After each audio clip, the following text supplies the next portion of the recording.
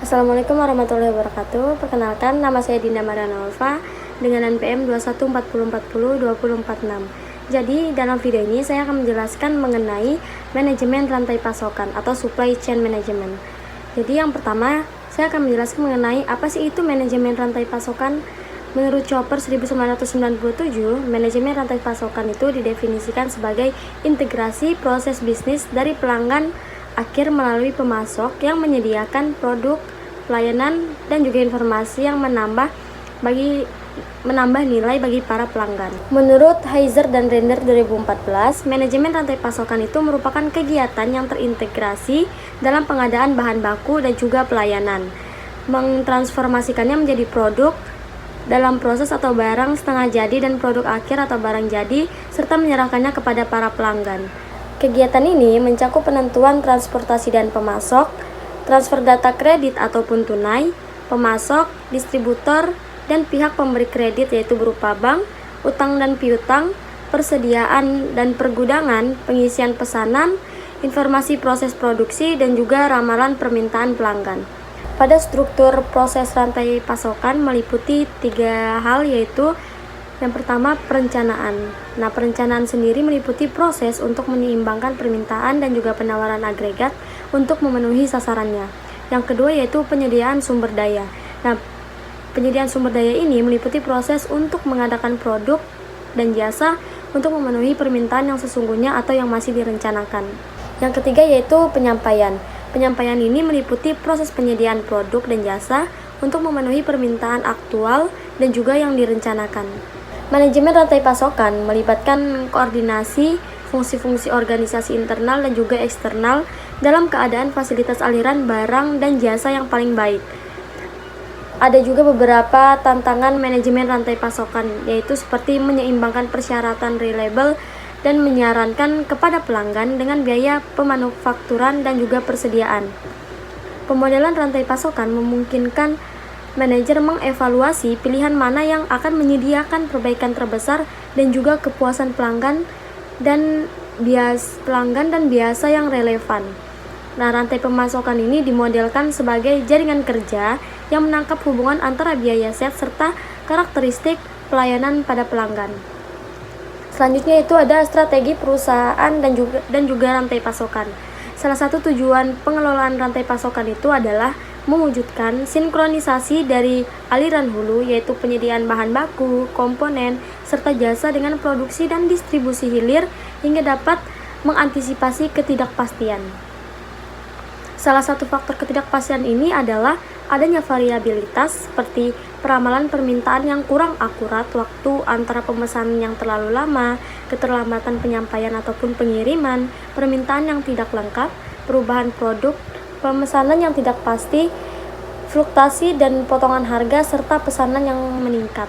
Yang selanjutnya yaitu rantai pemasokan pada penyediaan layanan. Rantai pasokan atau jasa atau layanan lebih sulit didefinisikan daripada dalam operasi pemanufakturan. Rantai pasokan penyedia layanan ataupun jasa tidak terlalu memberikan produk berupa fisik bagi pelanggan dan tidak juga berfokus pada aliran produk fisik melalui rantai pasokan. Dalam perusahaan jasa ataupun layanan, fokus utamanya itu lebih pada sumber daya manusia dan bagaimana pentingnya layanan pendukung untuk menyediakan suatu layanan. Rantai pasokan penyedia layanan cenderung lebih kompak dan tidak seluas rantai pasokan pada perusahaan pemanufakturan. Yang keempat yaitu pengelola rantai pasokan. Pengelola rantai pasokan hanya berfokus pada pengintegrasian dan juga pengelolaan aliran produk, jasa atau layanan, serta informasi melalui rantai pasokan untuk membuatnya lebih tanggap terhadap kebutuhan pelanggan dan juga biaya total yang lebih rendah. Jika secara tradisional, rantai pasokan ini dikelola sebagai bagian yang terpisah-pisah dan memiliki tujuannya masing-masing. Rantai pasokan memerlukan kolaborasi, kerjasama, dan juga komunikasi di antara anggota secara efektif. Pemasok dan pelanggannya harus berbagi berbagai informasi. Pemasok dan pelanggannya juga harus memiliki tujuan yang sama dan harus saling percaya satu sama lain. Pemasok dan pelanggan harus berpartisipasi secara aktif dalam mewujudkan kualitas dan ketepatan waktu.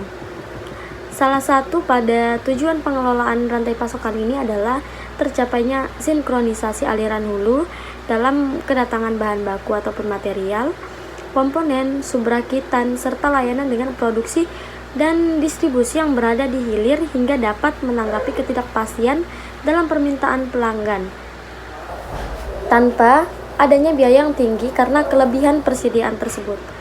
Ada juga nih beberapa isu pengelolaan signifikan yang berpengaruh terhadap efisiensi organisasi, yaitu kesepakatan bersama pada tujuan, saling percaya, dan budaya organisasional yang kompatibel. Nah, jadi oleh karena itu, dalam rantai pasokan, kita itu harus memiliki pemahaman dalam misi, strategi, dan juga sasaran antara organisasi yang berpartisipasi adalah suatu hal yang sangat penting. Kepercayaan juga merupakan elemen penting dalam rantai pasokan yang efisien dan efektif, sehingga anggota rantai pasokan itu harus masuk ke dalam hubungan untuk berbagai informasi. Kelayakan rantai pasokan ini sendiri adalah rantai pasokan yang transparan dalam informasi. Hubungan pemasok akan berhasil apabila resiko dan penghematan biaya selalu diinformasikan. Ada juga isu mengenai pengembangan efisiensi dalam pengintegrasian rantai pasokan, antara lain seperti optimasi lokal, insentif, dan juga pembelian dalam jumlah yang sangat besar. Anggota rantai pasokan sendiri cenderung memaksimumkan keuntungan lokal dan meminimalkan biaya langsung berdasarkan pada pengetahuan yang terbatas saja. Sistem pasokan yang baik dan lancar itu memerlukan informasi yang akurat mengenai bagaimana produk itu ditarik melalui rantai pasokan tadi.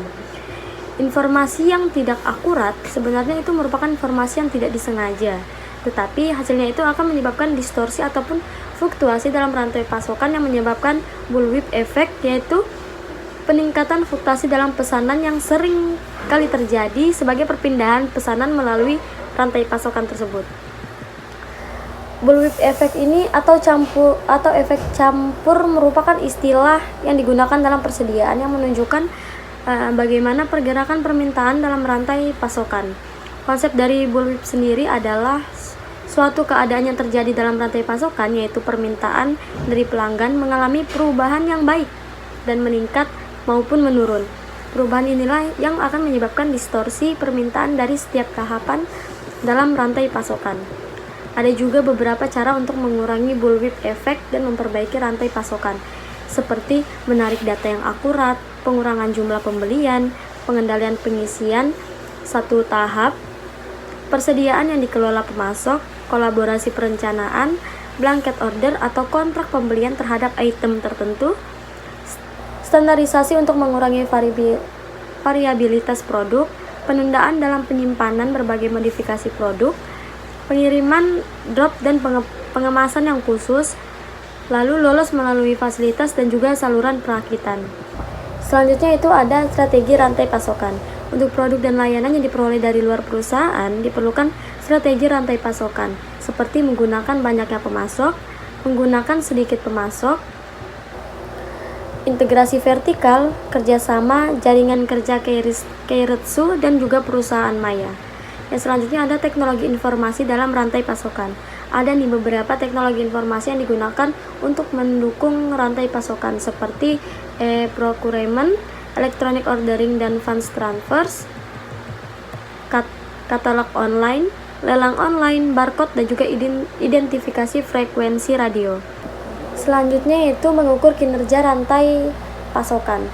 Nah, di sini ada 3 indikator kinerja kunci, yaitu perputaran persediaan, banyaknya hari pasokan persediaan, dan juga tingkat pengisian. Yang pertama yaitu perputaran persediaan yang dihitung dengan membagi harga pokok dengan rata-rata nilai agregat. Jadi, perputaran persediaan itu harga pokok penjualan dibagi dengan rata-rata nilai agregat persediaan. Jadi rata-rata nilai agregat persediaan ini sendiri adalah nilai total semua item persediaan, termasuk persediaan bahan baku, persediaan produk dalam proses ataupun produk setengah jadi, dan juga persediaan produk akhir. Nah, perputaran persediaan yang tinggi menunjukkan bahwa sejumlah besar persediaan tersebut diperlukan untuk memuaskan permintaan. Dan selanjutnya adalah ukuran kinerja rantai pasokan lainnya. Nah, ini adalah banyaknya hari pasokan. Banyaknya hari pasokan ini mengukur berapa hari sih persediaan yang tersedia pada suatu waktu tertentu. Cara menghitungnya seperti rata-rata agregat persediaan dibagi dengan harga pokok penjualan. Ukuran kinerja rantai pasokan ketiga itu adalah tingkat pengisian. Nah, tingkat pengisian ini merupakan bagian dari penempatan pesanan oleh pelanggan dengan pusat distribusi pemasok gudang yang diisi dalam periode tertentu. Baiklah, segitu saja yang bisa saya jelaskan mengenai supply chain management atau manajemen rantai pasokan. Terima kasih. Wassalamualaikum warahmatullahi wabarakatuh.